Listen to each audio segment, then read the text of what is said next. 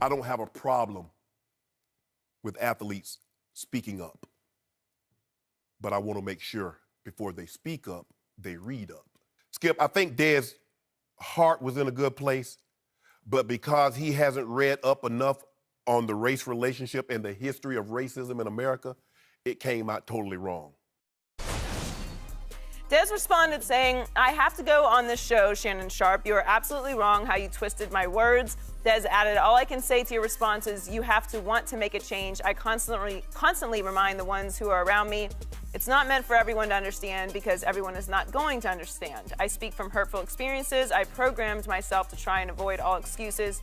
I chose a different way to lead by example. If you want to leave, I want to leave you with this. No one is obligated to respect anyone's wishes or demands.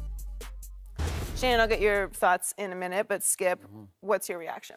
Shannon Sharpe, I'm going to preface my remarks with this once again to you. I cannot begin to feel what you feel about the history of slavery in this country or the current racial climate in this country.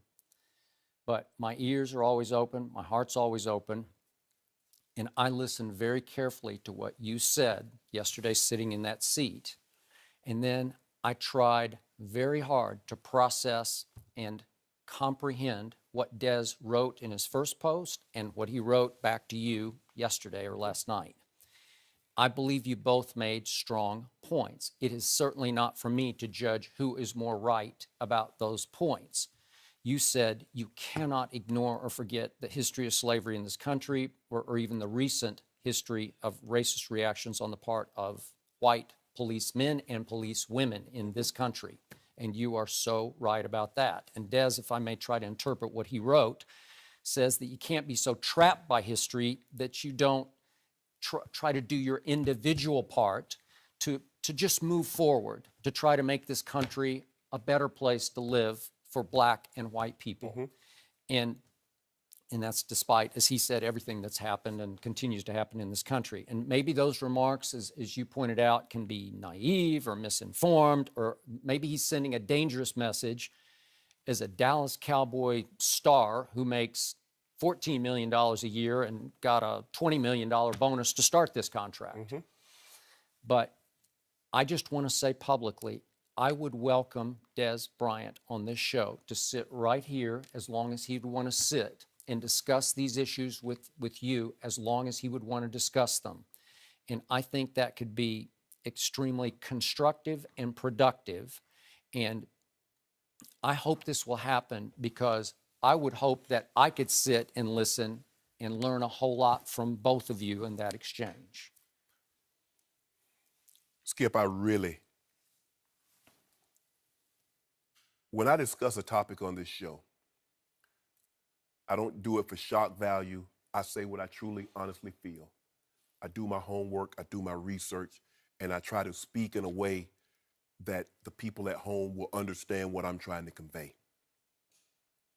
Dez, I would love for you to have the opportunity to come sit and discuss your views, and then you hear my side, and then we can go from there.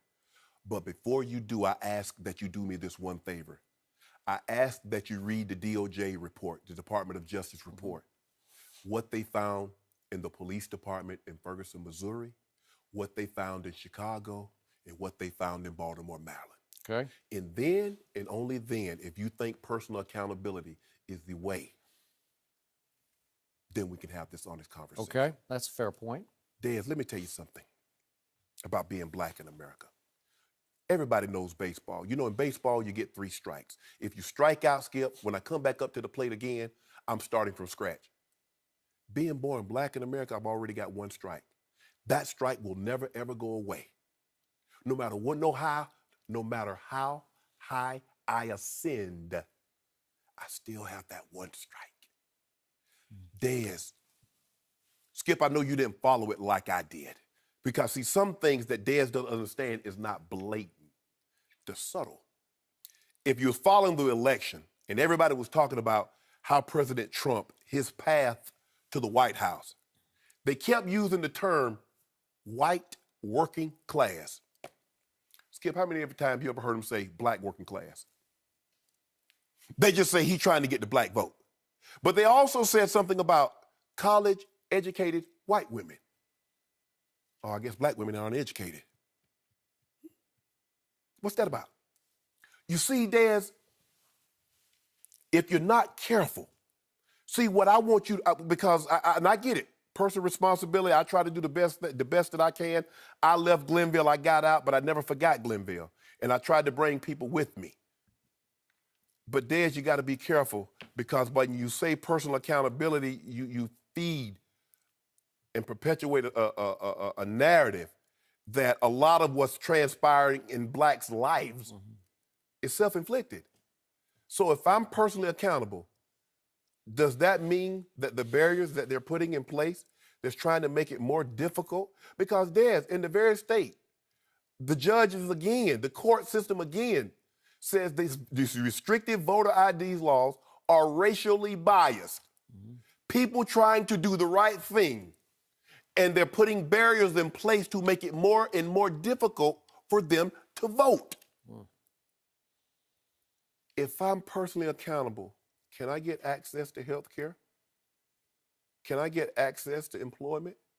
Can I get fair access to education? That's all I'm asking, Dez.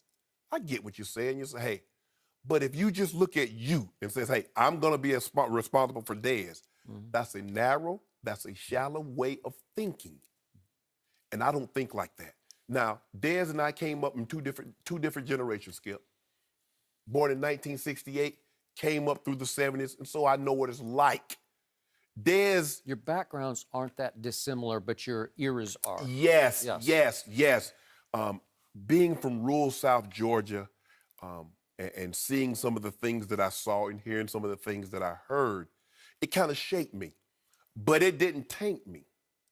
Because, my grandmother, she worked for white people. She would clean their homes and stuff like that. And when I needed the money to go to 4-H camp, she would go borrow it for them. So I have the utmost respect. Like I said, I judge a man by how he treats me, not the man's race, and says, okay, he treated me bad, that whole race of people is bad. That's not how I do things, Skip. But it's just for me, I just think Dez needs to do a little more reading, a little more research to have a fair understanding and a grasp of what race is like in America. So think about this, Dez. Think about what your life was like before you had that star on your helmet and you got that $14 million a year.